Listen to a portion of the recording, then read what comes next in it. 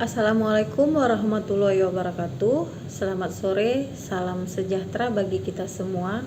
Halo, apa kabar? Semoga selalu sehat dan semangat semuanya. Saya Maya Maciasari, SEMSI. Saya adalah dosen tetap program studi manajemen di Universitas Pembangunan Pancabudi, Medan, Sumatera Utara.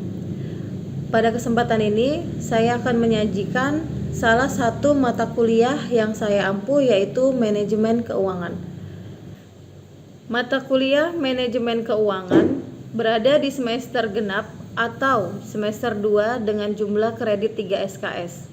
Adapun capaian pembelajaran mata kuliah Manajemen Keuangan adalah: yang pertama, mahasiswa mampu menunjukkan sikap bertanggung jawab atas pekerjaan di bidang keahliannya secara mandiri.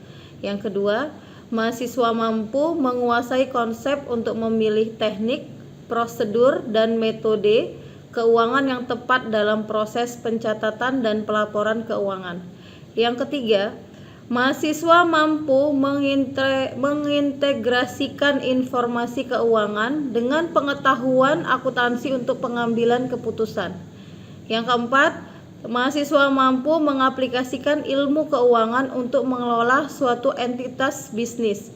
Dan yang kelima, mahasiswa mampu menguasai siklus keuangan, pengakuan, penilaian, dan penyajian kas dan setara kas, piutang, dan persediaan tanggung jawab dengan pekerjaan sendiri yang relevan dengan pencapaian hasil kerja. Berikut ini rangkuman materi pembelajaran yang diberikan kepada mahasiswa. Yang pertama, konsep dan ruang lingkup manajemen keuangan. Yang kedua, analisis laporan keuangan. Yang ketiga, penerapan analisis rasio laporan keuangan. Yang keempat, kebijakan dan kebutuhan modal kerja. Yang kelima, menghitung time value of money. Yang keenam, merger dan akuisisi.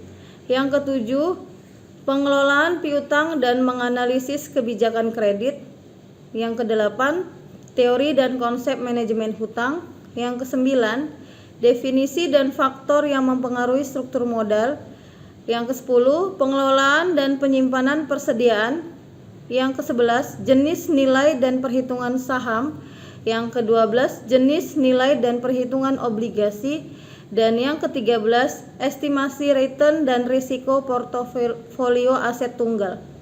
Pada saat ini, sistem pembelajaran di Universitas Pembangunan Pancabudi, khususnya di program studi manajemen keuangan, menggunakan hybrid learning, yakni gabungan metode bisa secara luring, tatap muka dengan mengikuti protokol kesehatan, dan metode daring, tatap maya dengan menggunakan Zoom, Google Meet, e-learning.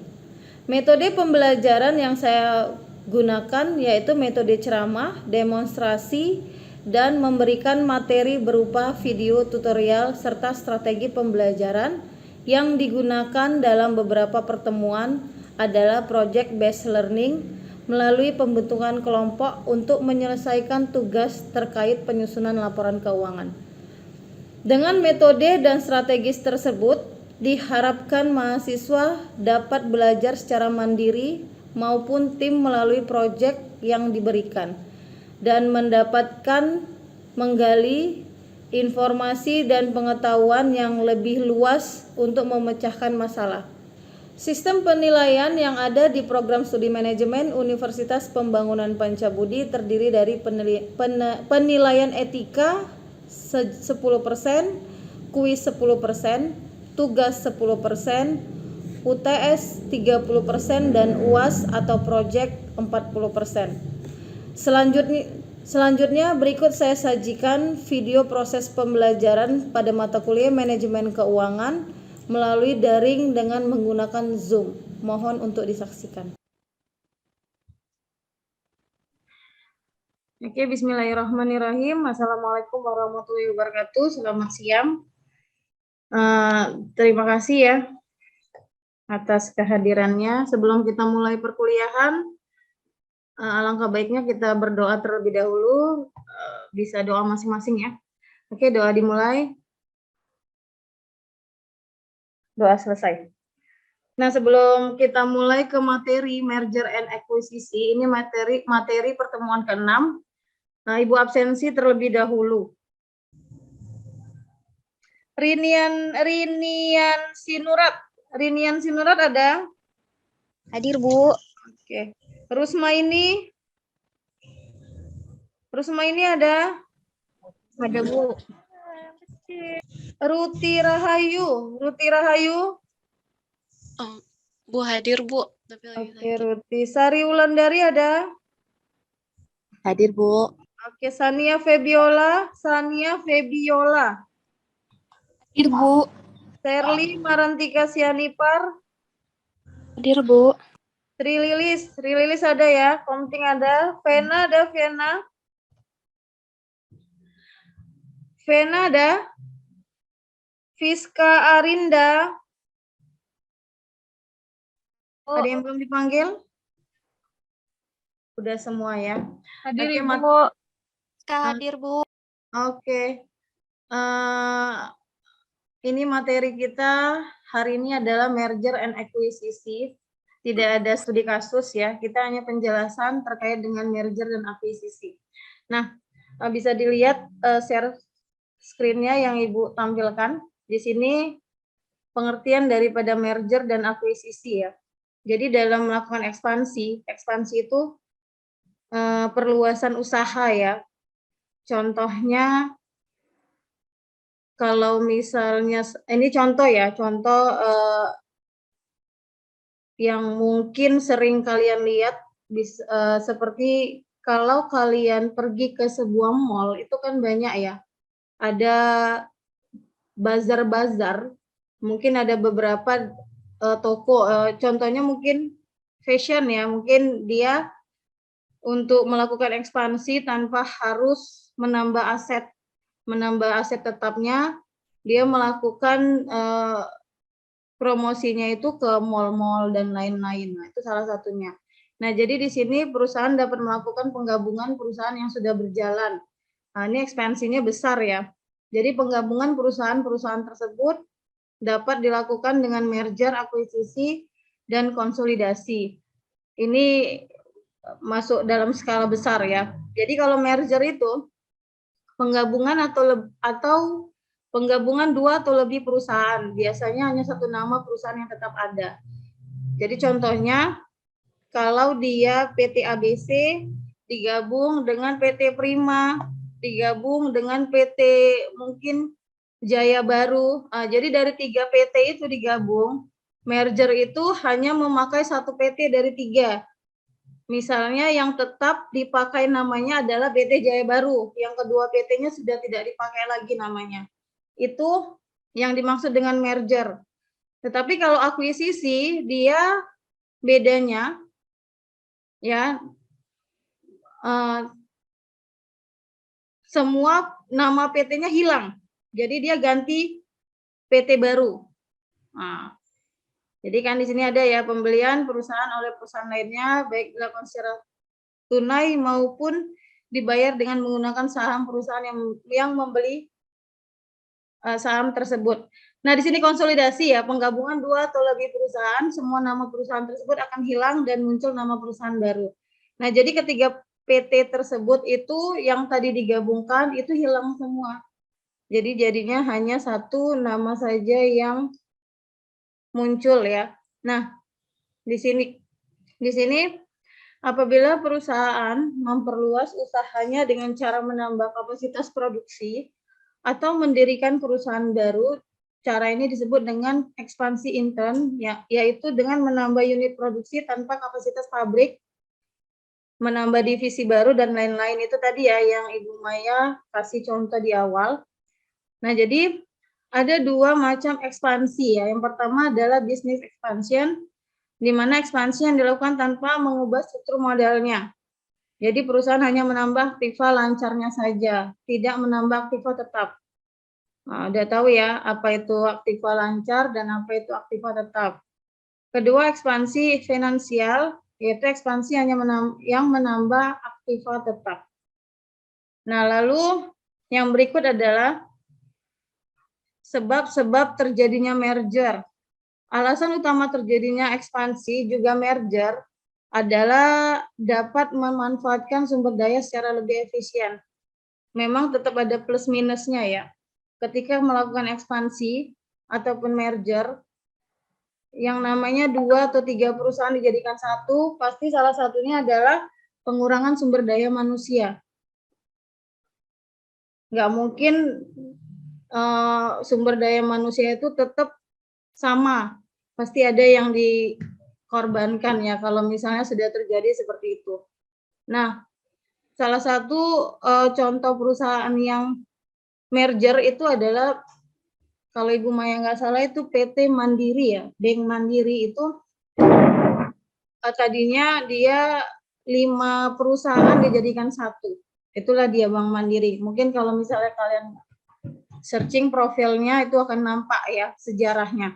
Nah, lalu di sini salah satunya diakibatkan adalah ya ini tadi, di mana hukum tambahan hasil yang semakin berkurang, yaitu tingkat output tertentu, maka peningkatan output akan mengakibatkan peningkatan biaya persatuan output. Jadi banyak hal yang menjadi alasan terjadinya merger, supaya salah satunya lagi itu adalah menyelamatkan perusahaan tersebut.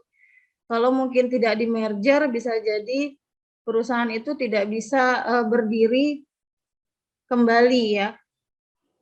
Daripada sama sekali tidak terjadi operasional, lebih bagus di merger. Jadi itu sudah dipertimbangkan ya, dan itu biasanya jauh lebih baik dilakukan walaupun akan ada dampak negatif yang tadi saya sebutkan, yaitu pengurangan SDM salah satunya.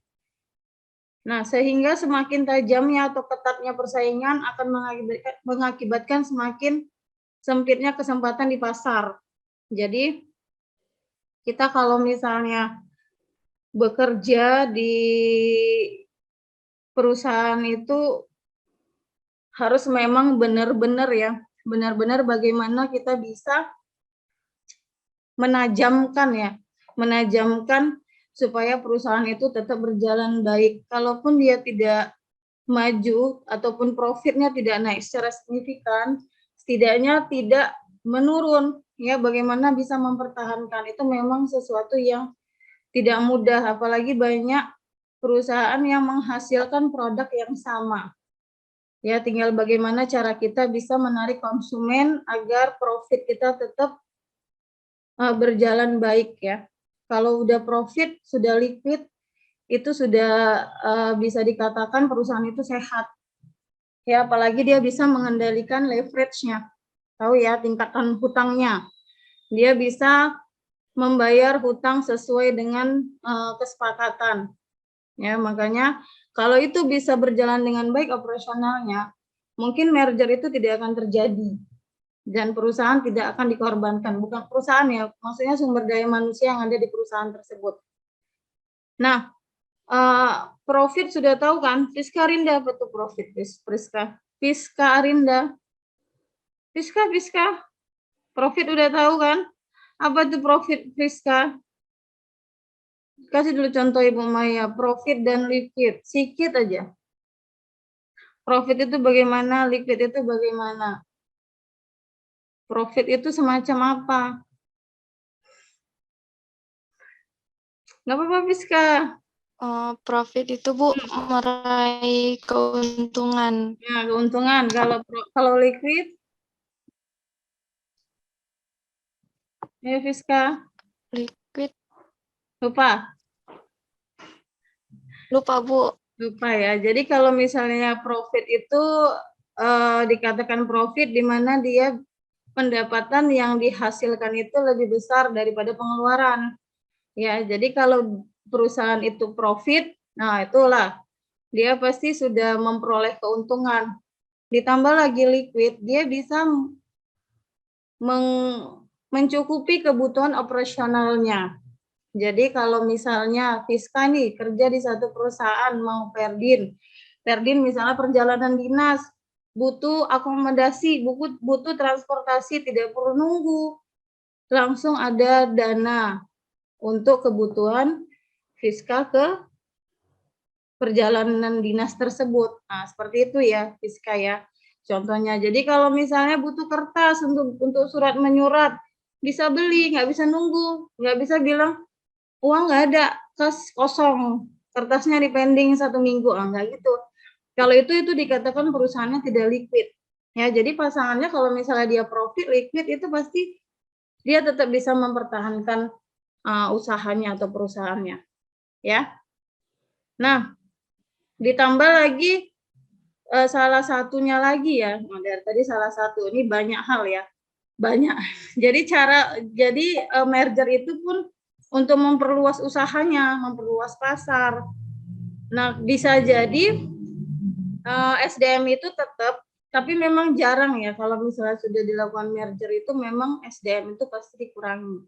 Jarang yang dia tetap jumlahnya dipertahankan sesuai dengan yang di awal.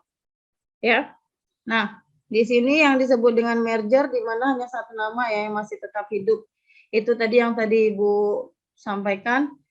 Penggabungan perusahaan ini biasanya dilakukan dengan pembelian perusahaan lain sehingga sering disebut juga dengan akuisisi. Akuisisi itu salah satu contohnya itu PT Inalum. Tahu PT Inalum? Dulu itu punya Jepang ya. Jepang. Ibu pun lupa-lupa ingat ya. Kalau kalian bisa cek profilnya, jadi Inalum itu salah satu perusahaan yang diakuisisi. Sekarang dia sudah perusahaan milik negara ya. Nah, berikutnya ada jenis-jenis merger. Jenis-jenis merger itu ada 4. Yang pertama adalah horizontal merger, di mana horizontal merger terjadi apabila perusahaan menggabungkan diri dengan perusahaan lain dalam jenis bisnis yang sama.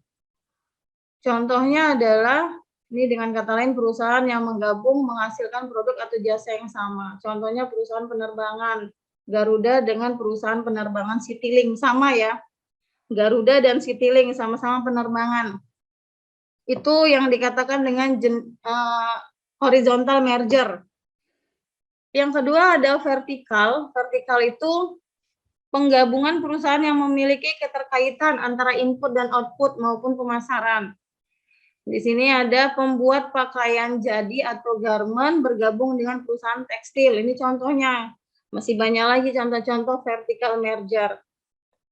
Nah, yang berikut, yang ketiga, congeneric merger, di mana penggabungan 2 perusahaan atau lebih yang sejenis atau dalam industri yang sama, tetapi tidak memproduksi produk yang sama.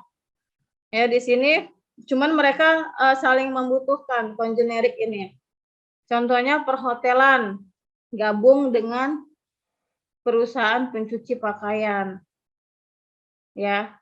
Jadi mungkin kalau kalian sering ya, mungkin pas liburan sama keluarga, biasanya kan setiap hari itu spraynya diganti, ya, handuknya diganti dan lain-lain. Itu ada kerjasamanya antara hotel dengan perusahaan pencuci pakaian kalau terjadi ya congeneric merger-nya. Nah, yang keempat adalah konglomerat merger.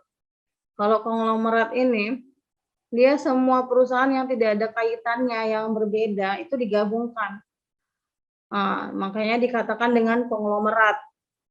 Ini contohnya itu pengeboran minyak, gabung dengan perusahaan industri alat rumah tangga, digabung dengan real estate. Jadi nggak ada kaitannya.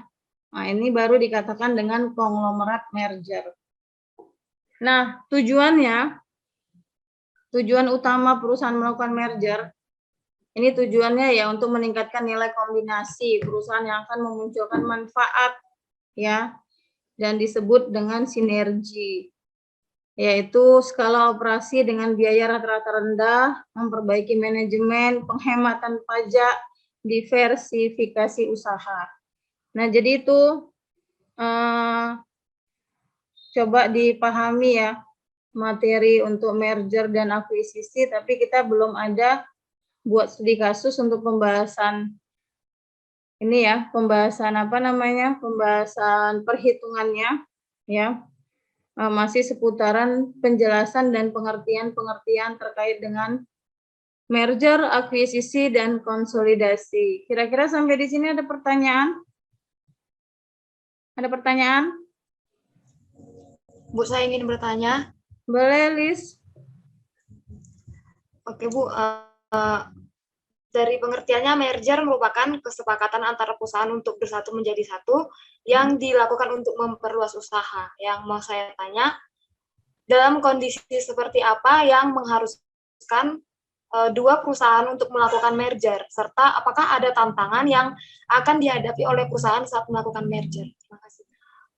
Kalau situasinya itu biasanya itu tadi, di mana profit dari perusahaan itu menurun dan semakin menurun. Itu biasanya alasan yang sangat signifikan, ya. Nah, bisa juga itu untuk memperluas usaha. Memperluas usaha, dia butuh modal, tetapi tidak bisa berdiri dengan modal yang ada, jadi butuh merger dengan perusahaan lain untuk memperluas. Ya, walaupun dia itu apa namanya untuk memperluas, memang tetap aja ada sisi negatifnya ya. Negatifnya itu tadi dia akan berdampak sama sumber daya manusia. Nah, tadi apa yang kedua, Lis? Lupa, Ibu. Tantangan ya, Bu? Tantangan apa yang dihadapi perusahaan Paling merger? penyesuaian sih. Ya, dimana kan kita biasanya kan kalau perusahaan ini masing-masing punya budaya. Ketika dua budaya ini salah satu ya, ketika dua budaya dijadikan satu, itu pasti perlu penyesuaian. Penyesuaian itu mungkin bukan jangka waktu yang hanya hitungan hari, ya. Tidak sebentar ya untuk penyesuaian itu. Ditambah lagi kapabilitas, pemahamannya ya, pemahaman dari masing-masing perusahaan, nggak bisa langsung lancar lah, seperti itu. Jadi itulah tadi, itu tantangannya. Ada lagi, Lis?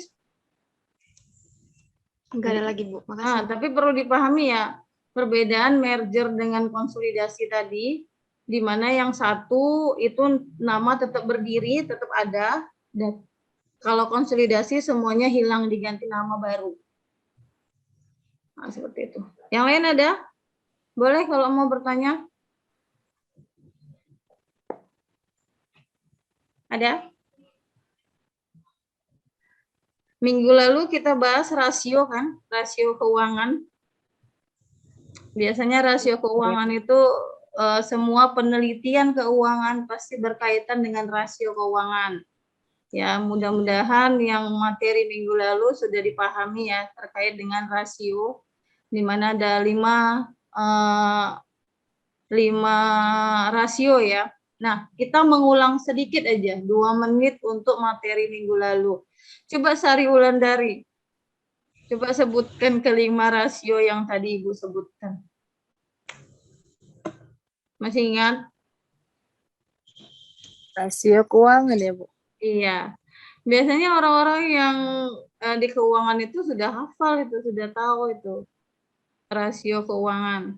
Apa aja itu rasio apa-apa aja? Sari, lupa. Rasio profitabilitas, Ya, terus rasio likuiditas, likuiditas. Tadi juga Ibu Maya udah sebutin tuh kan, profit liquid paling depan. iya. Lanjut. Profitabilitas, likuiditas, rasio Rasio apa? Lupa. Lanjutkan Shirley. Shirley, 3 lagi Shirley. Masih ingat Shirley? Lupa.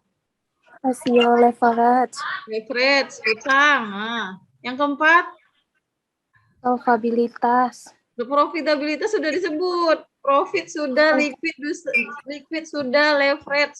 Yang 2 lagi apa? solvabilitas, Apa? solvabilitas, Bu. Solvabilitas kan sama.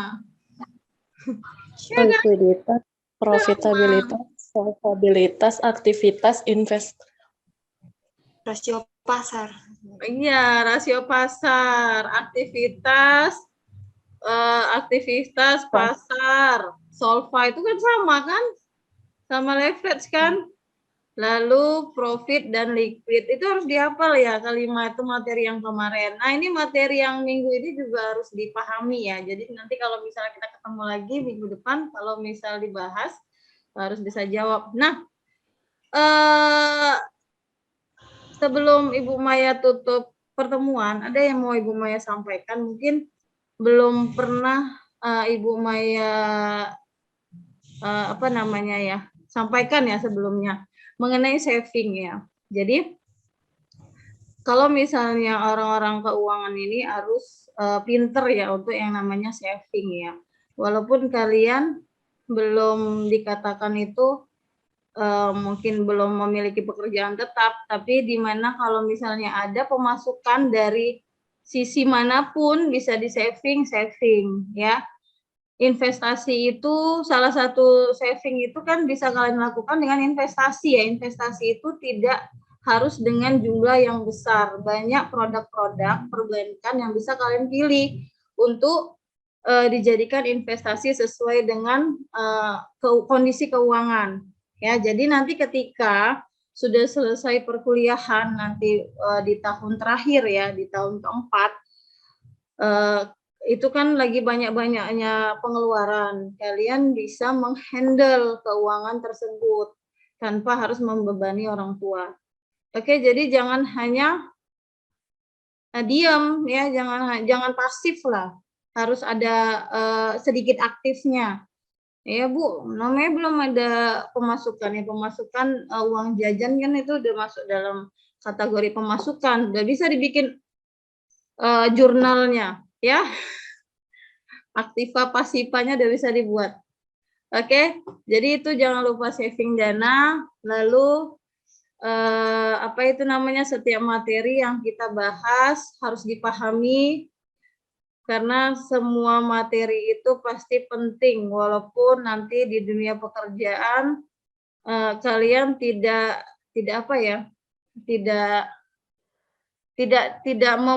mempelajari itulah, tapi harus memahami ya. Oke, ada lagi pertanyaan? Ada lagi pertanyaan yang lain? Lilis, udah? Komting? Nggak ada lagi. Ada? Yang lain nggak ada? Ruti, ada lagi Ruti? Nggak ada? Kalau nggak ada, kita akhiri ya pertemuan kita pada hari ini. Mohon maaf kalau mungkin agak terlambat tadi ya. Itu aja, sampai ketemu minggu depan. Assalamualaikum warahmatullahi wabarakatuh. Selamat sore. Sore, Bu. Waalaikumsalam warahmatullahi wabarakatuh. Selamat sore, Bu. Ya, izin live ya. Terima kasih. Baik, demikian deskripsi singkat dari saya. Semoga dapat memberikan gambaran pada bidang pendidikan dan pengajaran yang saya lakukan pada mata kuliah Manajemen Keuangan. Saya Maya Maciasari pamit undur diri. Tetap sehat, semangat dan berkarya. Terima kasih. Wassalamualaikum warahmatullahi wabarakatuh.